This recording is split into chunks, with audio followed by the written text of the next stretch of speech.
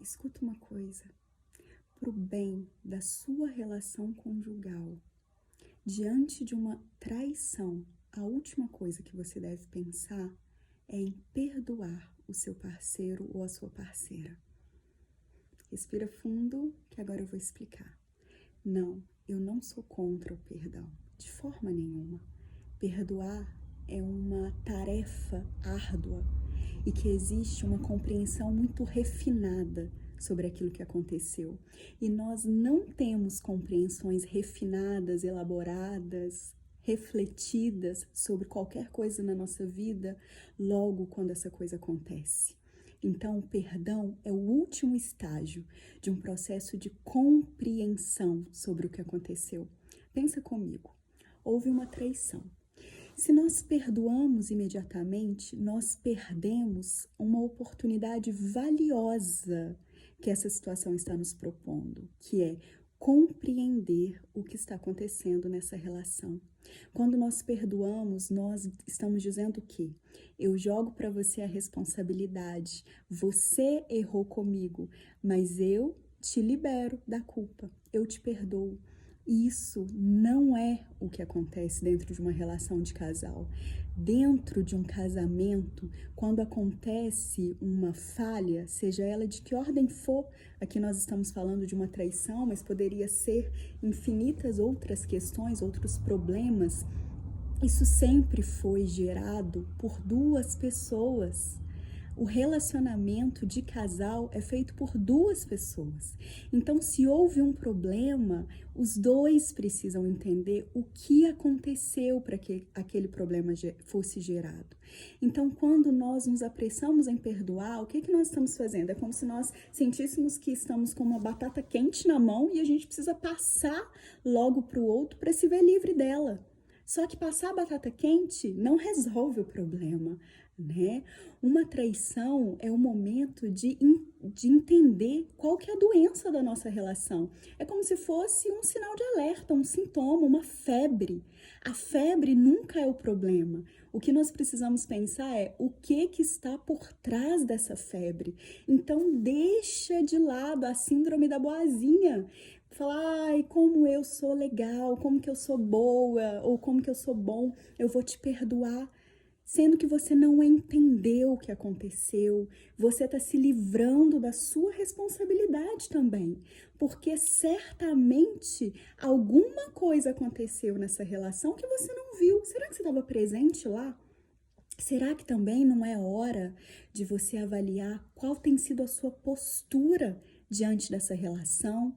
Será que você não esperou demais como uma criança espera de um pai, espera um amor incondicional e não se colocou, não fez nada para que a sua relação desse certo, né? Como uma criança que não precisa fazer nada e que acredita num pensamento mágico que as coisas vão acontecer naturalmente.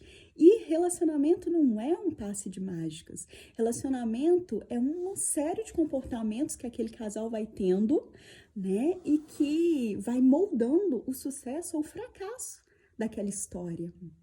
Uma relação extraconjugal também, ela pode nos colocar diante de reflexões profundas, como por exemplo, na minha família, como são as relações de casal?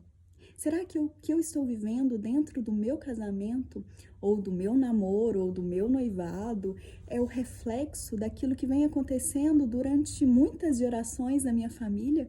As mulheres da minha família são felizes no amor? Será que eu estou repetindo um padrão? Será que eu estou repetindo uma trajetória? Como que foi a escolha desse parceiro? Será que eu escolhi um homem parecido com os homens que fazem parte da minha família? Homens que traem? Homens que não são responsáveis pelas suas vidas porque estão numa postura ainda infantil e eu de forma inconsciente repeti essa escolha? Tantas coisas que precisam ser levadas em consideração antes de dizer eu te perdoo. Na verdade, quando uma traição acontece, é momento de perdoar a gente mesmo. Perdoar e compreender o que está por trás da dinâmica que eu estabeleci com aquele relacionamento, naquele relacionamento, o que eu preciso enxergar, né? E no final de tudo, provavelmente o que nós vamos entender é que não existe uma história para perdoar, existe uma história para compreender. Eu compreendo a minha parte e deixo que o outro compreenda também a sua parte. Por que ele me escolheu? Por que ele me traiu? Por que nós nos abandonamos? O que nós precisamos consertar? Quais são os pilares que são abalados na nossa relação? Será que eu me deixei de lado? Será que eu não ocupei o meu lugar? Será que eu fiquei numa posição infantil dentro desse relacionamento? Será que tem algum trauma que precisa ser curado dentro de mim, que fez com que eu não conseguisse me portar como uma adulta dentro da nossa relação conjugal?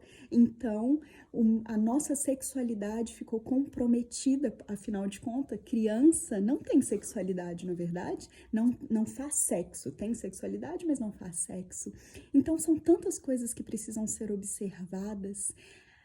A minha dica é, antes de perdoar, compreenda o que aconteceu, deixe com o outro os 50% que é dele, mas tome o seu 50% também. Sabe por quê? Porque senão você vai ficar mudando de parceiro. Você pode até não perdoar, mudar de parceiro e levar para outra relação a sua dinâmica não saudável, a sua dinâmica doentia. Ou você pode perdoar o seu parceiro, né? Sem compreender o que levou aquele problema. E às vezes você vai estar dando um antitérmico para a febre, enquanto na verdade ela estava sinalizando uma inflamação seríssima, né?